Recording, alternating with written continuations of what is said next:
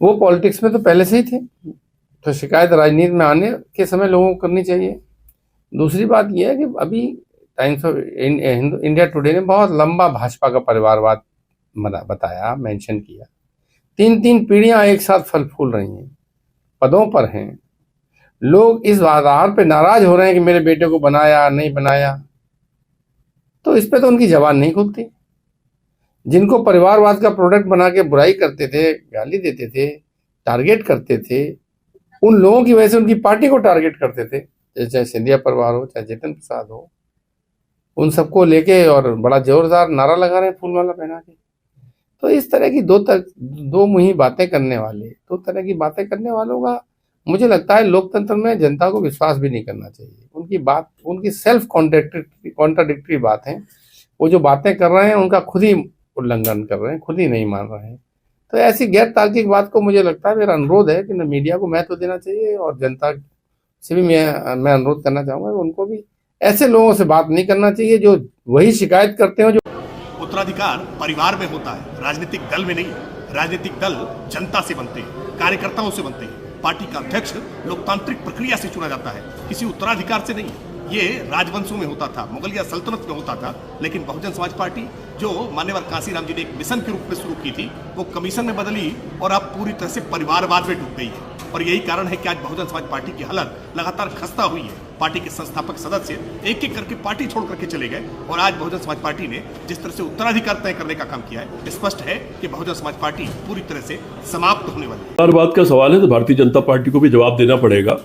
कल्याण सिंह जी अब दुनिया में नहीं है, उनके बेटे राजू और उनके पौत्र संदीप जो मंत्री हैं, इसी तरह से सिंधिया परिवार, इसी तरह से राजनाथ सिंह का परिवार, बहुत ढेरों परिवार है जिसका जवाब भाजपा को देना चाहिए। दूसरी बात, कोई भी नेता हो, मैं वो चाहे भाजपा का हो चाहे दूसरी पार्टी का हो, अगर वो राजनीति में है तो जनता के सहयोग से आता है। जनता वोट करती है तब आता है। हम ये चाहें कि किसी को एमपी मनोनीत करते हो तो राज्यसभा एमएलसी तो हम मनोनीत कर सकते हैं, लेकिन लोकसभा विधानसभा में हम चुनाव नहीं जिता सकते, टिकट दे सकते हैं। तो परिवारवाद भारत के मामले में बेमायने है। और यही क्यों, दुनिया के दूसरे देशों में भी देख लीजिए, बुश का परिवार, क्लिंटन का परिवार और इस तरह के तमाम, किसी भी देश में चले जाइए, वो निश्चित तौर पर जब कोई परिवार का कोई आदमी बड़ी मेहनत करके आगे बढ़ करके नेतृत्व कर रहा होता है तो उसके परिवार के आदमी को थोड़ा अवसर मिल जाता है, क्योंकि उसको शुरुआत एक स्थान से होती है। जहाँ तक मायावती का सवाल है, ये मायावती का अपना फैसला, उनकी पार्टी का फैसला है। उनकी पार्टी में से अगर कोई इसके खिलाफ मुखर उसौर होता है तो देखा जाएगा, क्योंकि काशीराम जी ने कभी परिवारवाद नहीं चलाया, बाबा साहब अम्बेडकर ने परिवारवाद को नहीं माना। वो लोग दूसरे लिए काम कर रहे थे कि दलित समुदाय शिक्षित हो, पढ़े बढ़े और आगे बढ़े और संघर्ष करे, अपने हितों के लिए संघर्ष करे। ये जरूर मैं मानता हूं कि मायावती जी ने दलितों के लिए वो जो संघर्ष करना चाहिए था, जो उनमें जागरूकता पैदा करना चाहिए था, वो काम नहीं किया।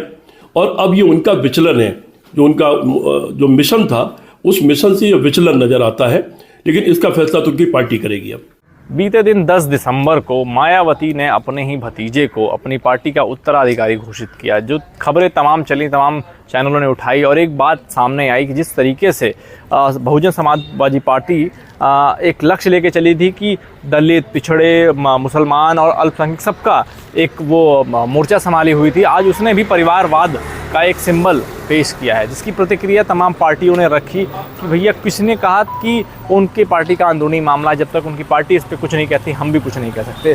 वहीं भाजपा ने इस बात पे लक्ष्य निशाना साधते हुए पार्टी को ये कहा है कि मुगलिया सल्तनत जिस तरीके से अपना उत्तराधिकारी घोषित करती उस प्रकार इन्होंने भी अपने पार्टी का उत्तराधिकारी घोषित किया है और अपने ही भतीजे को अपने पार्टी का ताज पहना दिया है। अब देखने वाली बात यह है कि अपने लक्ष्य भटकते हैं, समाज सेवा के लक्ष्य भटकते हैं, परिवारवाद पे आ जाते हैं, या ये पार्टी पहले की तरह ही रहती है। लखनऊ से पीयूष राय, भारत 24।